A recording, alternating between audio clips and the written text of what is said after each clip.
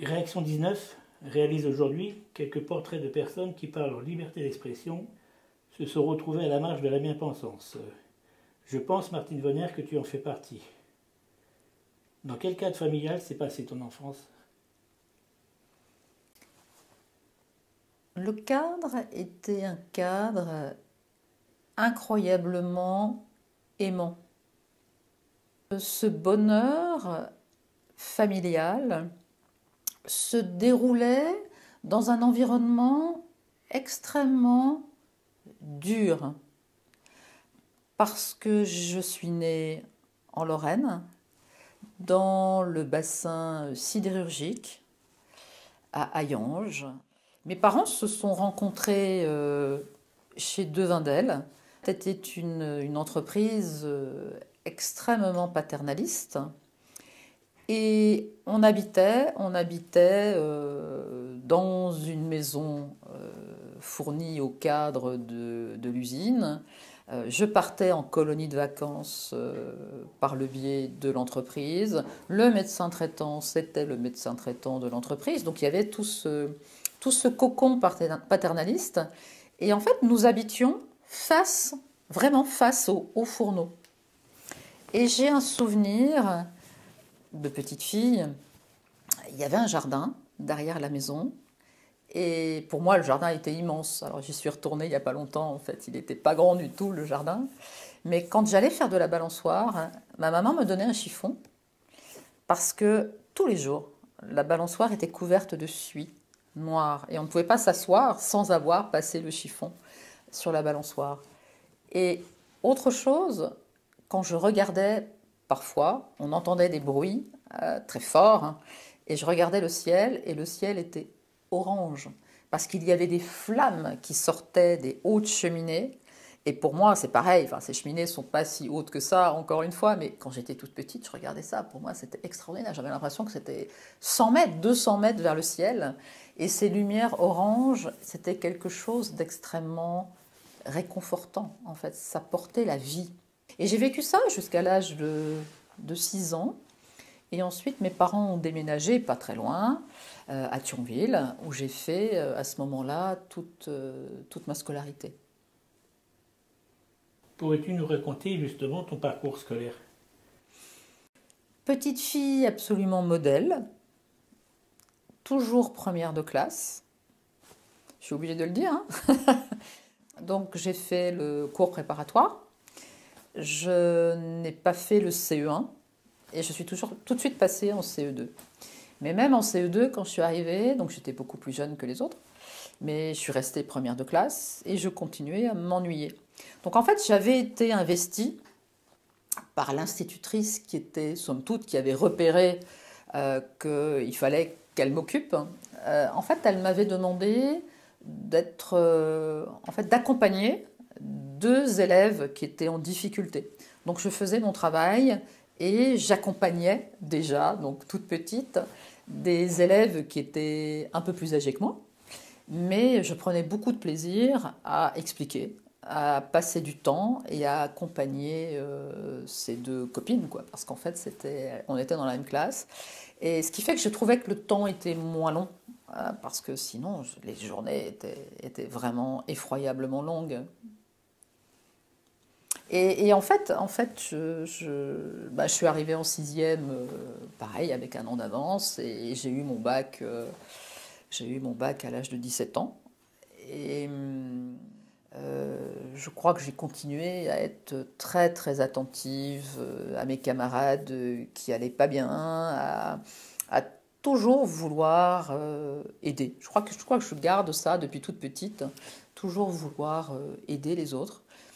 Sans doute aussi, alors la psychiatre que je suis maintenant, et peut-être que je prendrai le temps d'expliquer mon parcours analytique, mais une envie tout simplement aussi d'être appréciée, d'être aimée par ses camarades. Et cette attention à l'autre, je l'ai depuis très très longtemps. Il y a énormément de camarades qui ont fait médecine, mais à Nancy. Et je suis la seule de la classe à être partie à Strasbourg.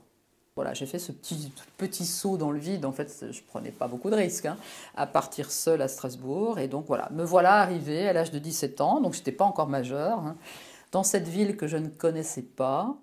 Et très très vite, j'ai travaillé comme aide-soignante la nuit pour pouvoir voilà, demander un petit peu moins d'aide à mes parents et être un peu plus autonome. Comment tu as pu choisir, enfin de quelle manière, à quel moment, et pourquoi tu as choisi le métier de psychiatre? Oh, alors là, c'est une histoire absolument incroyable, parce que j'ai fait beaucoup de choses avant de m'orienter vers la psychiatrie. J'ai fait 2 années de réanimation. D'abord en réanimation médicale au CHU, et ensuite j'ai fait de la réanimation cardiologique dans un petit hôpital au nord de Strasbourg, à Haguenau. Et là, nous avions reçu un monsieur d'une 50aine d'années qui avait fait un infarctus massif. Et au stade où il est arrivé en réa, bon, les chefs avaient très vite compris et ils nous avaient expliqué qu'au fond, le monsieur, on ne pourrait pas en... Voilà, il n'y avait pas beaucoup d'espoir. Et ses jours étaient comptés et il n'y avait pas d'espoir. Et son épouse venait tous les jours lui rendre visite. Et j'avais un objectif qui m'avait été donné par le chef de service, d'expliquer progressivement à cette femme que son mari allait mourir.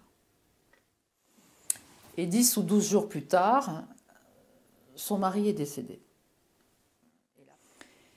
Et l'annonce du décès a été absolument, enfin je m'en souviens comme si c'était hier, terrible, terrible.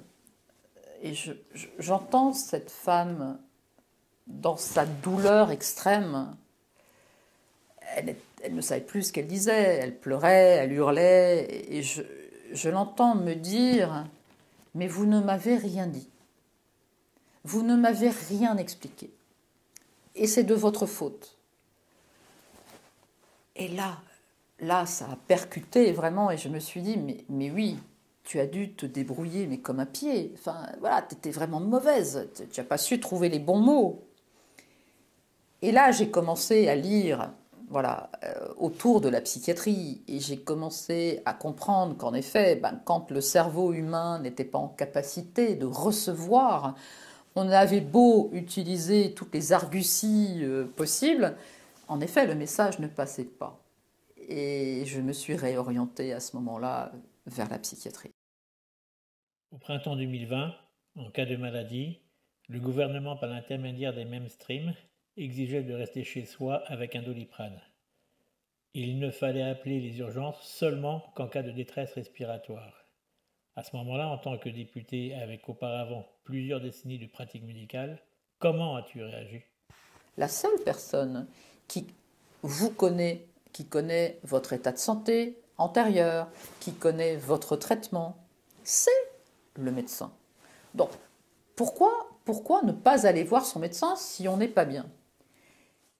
Mais ça n'a pas commencé en 2020.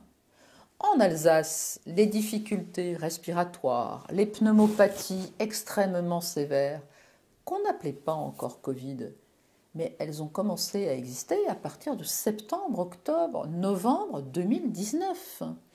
Donc on avait cette notion-là entre copains, médecins, entre confrères. Ils me disaient, mais il se passe des choses bizarres. Il y a bon, est-ce que c'est la grippe qui est plus sévère que d'habitude? Bon, on est parfois obligé de mettre 2 antibiotiques à nos patients pour qu'ils n'aillent pas à l'hôpital. Mais personne ne mourait parce que les médecins étaient présents. Et quand le gouvernement a commencé à dire ce message, qui était relayé en permanence par les médias, ça aussi je trouvais bizarre. Les slogans, restez chez vous, prenez du Doliprane, restez chez vous, prenez... C'était extrêmement curieux, on n'avait jamais vu ça. Et là, je me suis dit, mais au fond, est-ce qu'ils prennent le bon chemin? Est-ce que c'est la bonne stratégie? Et j'étais, à l'Assemblée nationale, la référente, puisque je faisais partie de la majorité. Donc les députés de la majorité, on leur confie des postes. Et j'étais la référente de Santé publique France. Donc, il était plus que légitime, et c'était même un devoir pour moi, que de questionner la stratégie de santé publique qui était en train d'être mise en œuvre dans notre pays. Et donc, là, je suis rentrée à corps perdu, mais en tant que parlementaire, dans cette bataille, parce que pour moi, j'ai bien senti que c'était un devoir de remettre en question la stratégie du gouvernement, mais surtout d'alimenter les débats dans l'hémicycle. Dès le 25 février 2020, on constate qu'il y a au moins 2 traitements possibles et très prometteurs contre le Covid-19, comme l'hydroxychloroquine, associé à une antibiotique, où le professeur Raoult a de très bons résultats à Marseille, et aussi l'ivermectine, dont les effets bénéfiques contre le Covid-19 ont été observés par hasard suite au traitement d'une épidémie de Galles pour 120 personnes dans un EHPAD de Seine-et-Marne, où au même moment arrivait la première vague Covid-19 et la surprise. C'est le seul EHPAD de la région où il n'y a eu aucune hospitalisation, aucune assistance respiratoire et surtout aucun mort. Ou dans les EHPAD voisins, on en dénombrait 5% de décès. Alors comment ne pas être révolté quand les autorités sanitaires, le gouvernement avec Olivier Véran ont mis de côté ces 2 traitements prometteurs? Mais, en fait, qu'on ait mis de côté certaines thérapies possibles de façon aussi catégorique, ça a été extrêmement troublant. Parce qu'encore une fois, qu'on ne soit pas sûr que ça fonctionne ou pas, voilà, un virus nouveau qui paraît être très virulent avec les personnes fragiles, mais pourquoi s'interdire de soigner? Au fond, c'est ça. Et alors, dans mon parcours professionnel avant d'être députée, j'ai été la directrice médicale du SAMU social de Paris.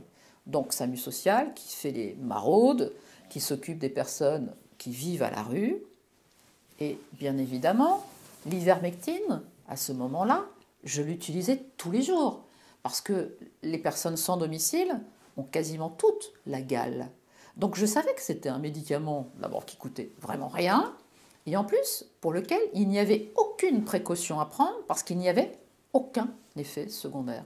Donc, avec ces notions-là, en effet, et cette brutalité de la décision du gouvernement de mettre notamment l'hydroxychloroquine sur la liste des médicaments dangereux, et sur le fait que les médecins généralistes n'avaient plus le droit de prescrire en leur âme et conscience, parce qu'un médecin, il peut toujours prescrire hors AMM, hors autorisation de mise sur le marché, en l'écrivant sur l'ordonnance. Donc il est libre de faire cela.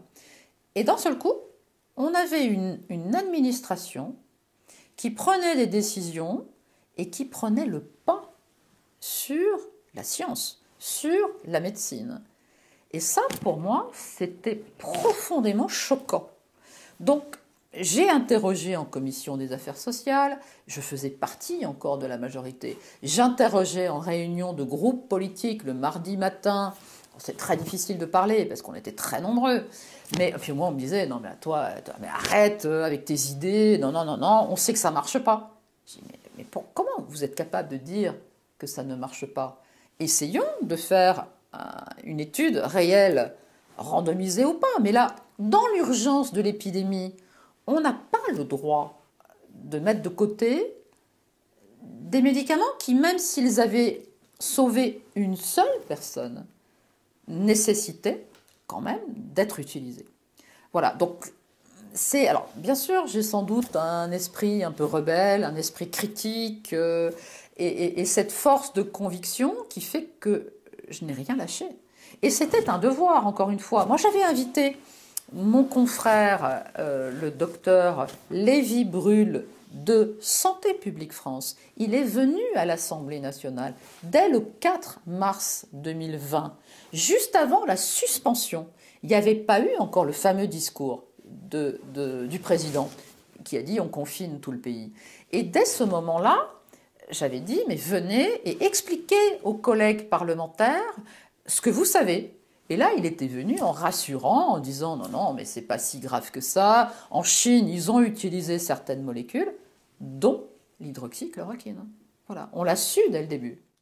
Au cours de plusieurs débats, dont la prorogation de l'état d'urgence du 24 octobre 2020 et aussi le 24 février 2022, entre autres, quand tu as dénoncé les effets délétères de la politique vaccinale avec tous les effets indésirables qui étaient de plus en plus remarquables, déjà à ce moment-là, et une des réponses les plus agressives d'Olivier Véran, ministre de la Santé à l'époque, fut « Les délires complotistes n'ont pas leur place dans cet hémicycle ».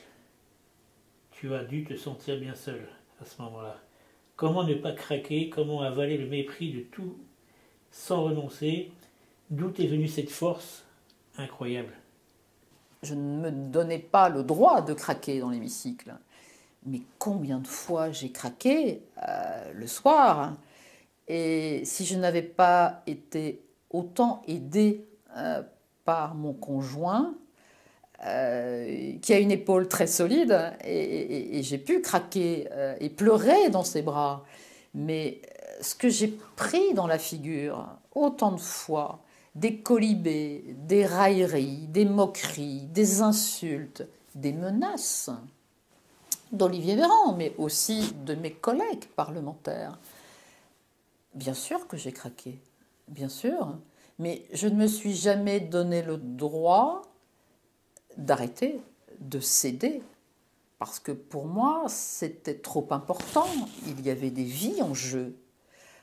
Et c'était important aussi de porter la parole de citoyens qui m'écrivaient, qui me téléphonaient dans ma permanence parlementaire et qui me disaient mais qu'est-ce qui se passe? Pourquoi on est obligé d'être confiné? Pourquoi on ne peut pas être traité? Pourquoi? Mais dites-le dans l'hémicycle. Donc je n'avais pas le droit de ne pas me lever à chaque fois. Plusieurs personnes âgées m'ont dit mais nous, mourir en serrant dans nos bras nos petits-enfants, mais on est prêt. De quel droit on nous prive de ça, de ce lien, de cet amour, de cet affect? Mais c'était insupportable. Et ce message-là, il fallait que j'arrive à le dire dans l'hémicycle. Martine, on va passer les confinements à répétition, avec entre autres les interdictions d'aller se promener seul dans la forêt, dans les champs, sur la plage. Revenons au port du masque obligatoire pour les enfants, dans les milieux scolaires et même pendant les séances de sport. On peut appeler ça, est-ce qu'on peut appeler ça de la maltraitance? Oui, et là aussi, j'ai été contactée très très vite en tant que parlementaire par un collectif des orthophonistes, et qui m'ont alerté, bon, les gens savaient que j'étais psychiatre, et qui m'ont alerté sur la souffrance psychique des enfants qui n'arrivaient plus à aller vers leur capacité d'apprentissage, surtout en cours préparatoire, apprendre à écrire, à lire, avec des gamins complètement bloqués. Et un pédiatre, je me souviens très bien, qui m'a dit « Je suis à la fin de ma carrière. J'en ai vu des enfants, mais des enfants qui, à l'âge de 6 ans, 7 ans, parlent de mort, disent qu'ils veulent mourir, qui pensent au suicide, parce que l'environnement était trop contraignant, parce que c'était trop difficile de mettre ce masque en permanence, parce que certains ne reconnaissaient pas leurs camarades qui étaient masqués, les professeurs, enfin les instituteurs se trompaient de prénom, parce que certains n'ont pas vu pendant une année entière scolaire les enfants sans leur masque. Et que ce confrère pédiatre me dise ça en disant « attention, attention ». Il y avait même eu des alertes au niveau de la Société française de pédiatrie qui avait alerté en disant « la première consultation, c'est le recours aux soins psychiatriques chez les enfants. C'est du jamais vu ». Et donc là, oui, je peux dire très, très clairement que c'était de la maltraitance, bien sûr.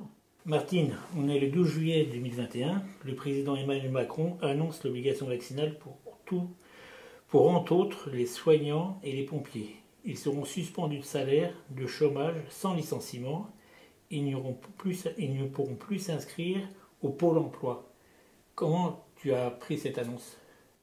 c'était un véritable coup sur la tête et c'était pour moi absolument ignoble. C'est-à-dire que quand on est président, enfin moi c'était l'image que j'en avais, on est le président de tous les Français.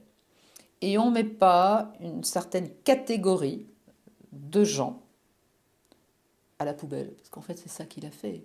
Surtout quand il a dit, mais pardon, je vais le redire, j'emmerde les Français. Et ces citoyens-là deviennent des sous-citoyens. C'est d'une violence, c'est d'une brutalité inouïe. Et depuis quand on piétine le droit du travail? Parce que c'est ça.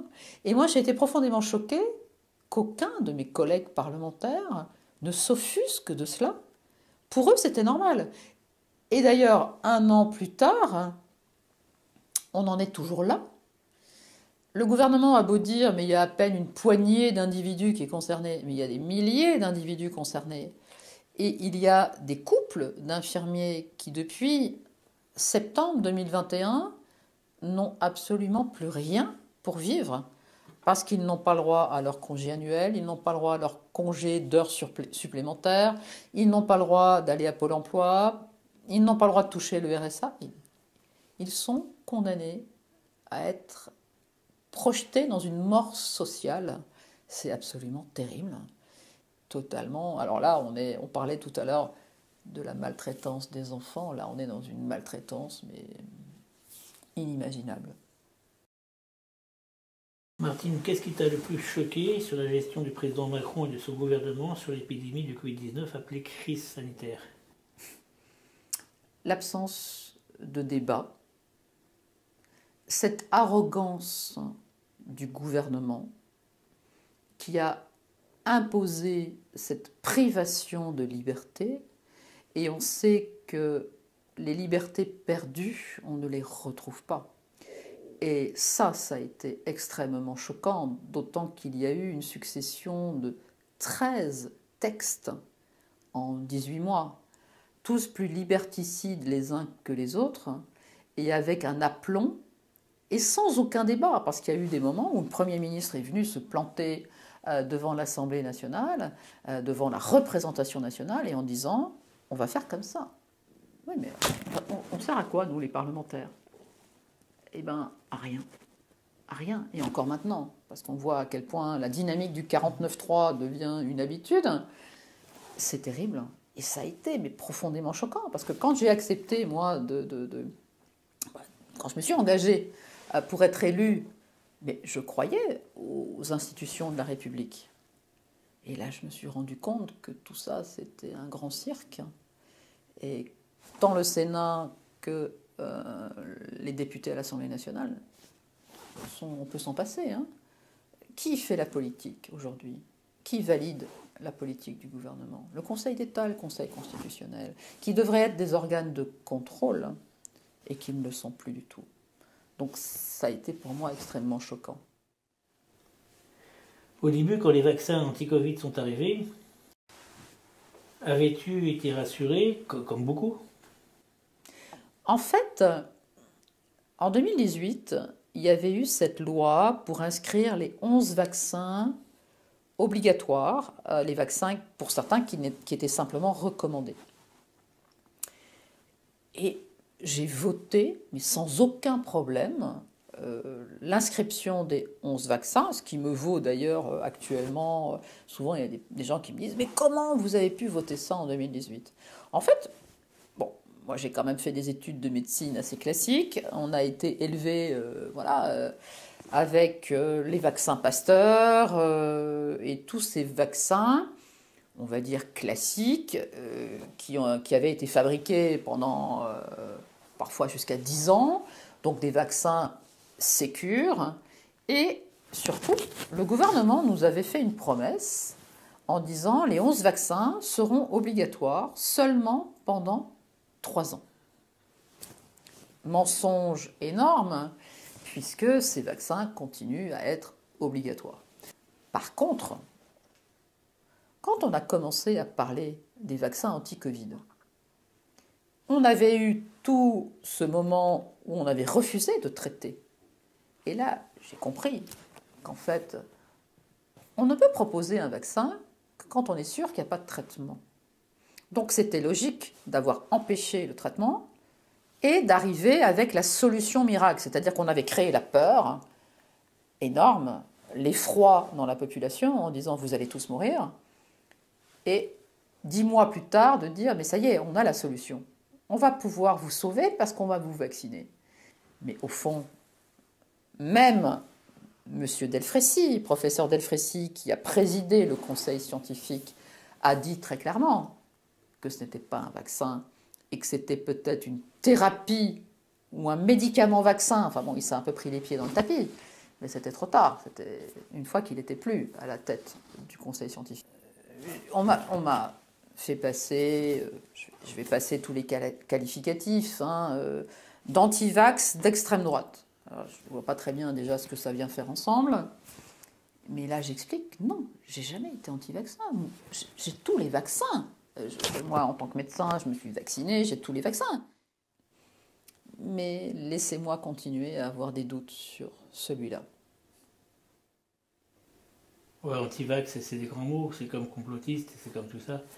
Mais tu ne crois pas justement ce problème de vaccin qui maintenant on a du recul, on sait beaucoup de choses, on sait d'ailleurs qu'il ne protège pas les autres, on sait qu'il ne fait pas 90% de protection, s'il en fait 30, c'est... Ce slogan qu'on nous a martelé, bassiné en permanence, tous vaccinés, tous protégés, c'est totalement faux.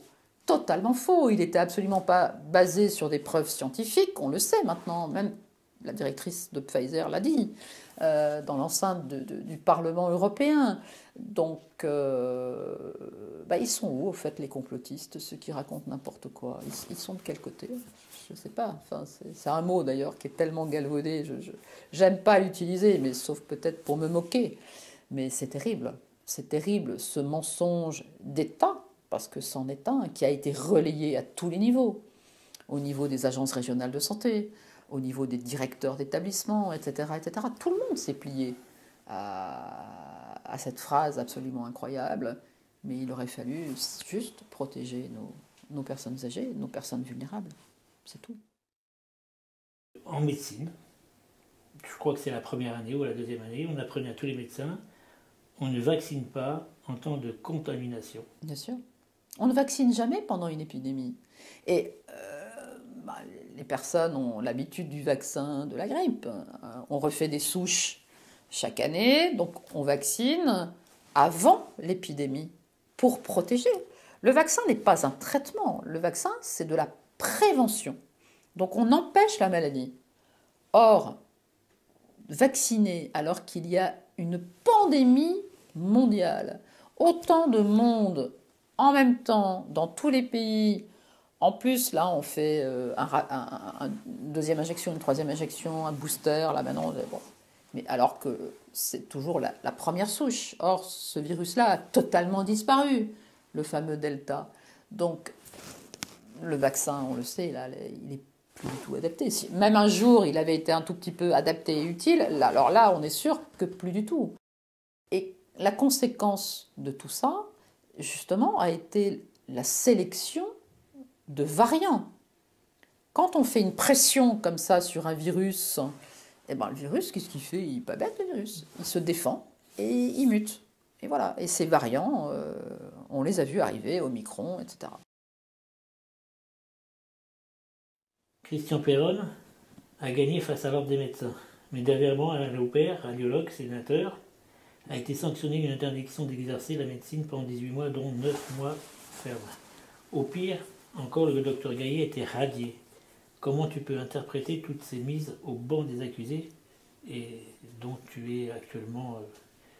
Avec mon conseil, maître Carlo Alberto Brusa, on s'est dit, mais de toute façon, on n'a absolument rien à se reprocher.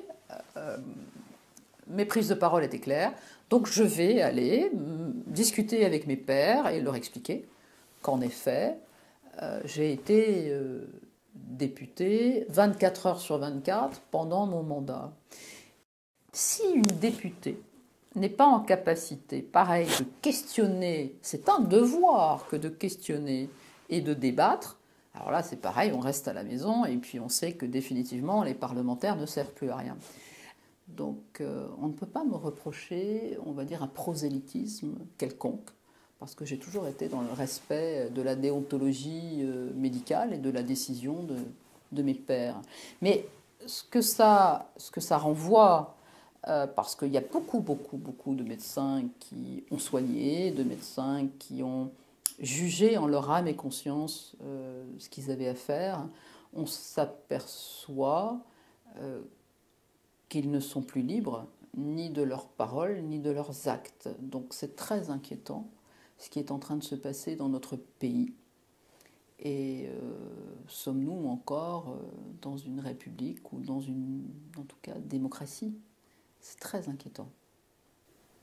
Tu penses qu'on peut sortir de ça un jour? Parce que, vu ce qui s'est passé dernièrement, les gens sont mûrs à rentrer dans une forme de crise sociale. Déjà, les libertés sont enlevées, on a perdu pas mal de choses. Il y a quelque chose qui m'inquiète. Il y a une secrétaire d'État à la citoyenneté qui a une idée lumineuse que de faire des assises prochainement contre les sectes. Parfait, contre les sectes, mais faut-il encore définir ce que c'est qu'une secte? Contre le terrorisme, alors bien sûr oui, mais contre le complotisme.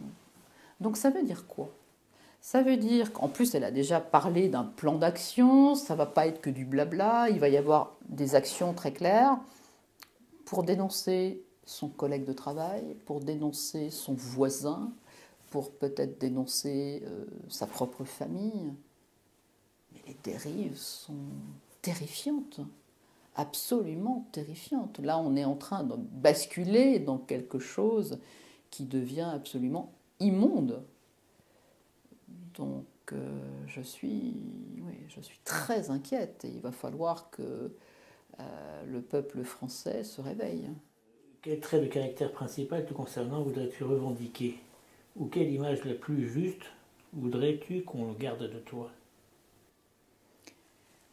La capacité à défendre mes idées coûte que coûte, quelles que soient les pressions, quels que soient les cailloux qu'on me met sur mon chemin, je résiste et j'avance. Et je continue à avancer. Et je crois que je suis une teigneuse. J'ai en moi cette... peut-être que, en effet, cette enfance dans cet environnement qui, au fond, était dur, était difficile, m'a montré la force du travail et le fait qu'il faut rester droit, quoi qu'il arrive, et ne pas céder.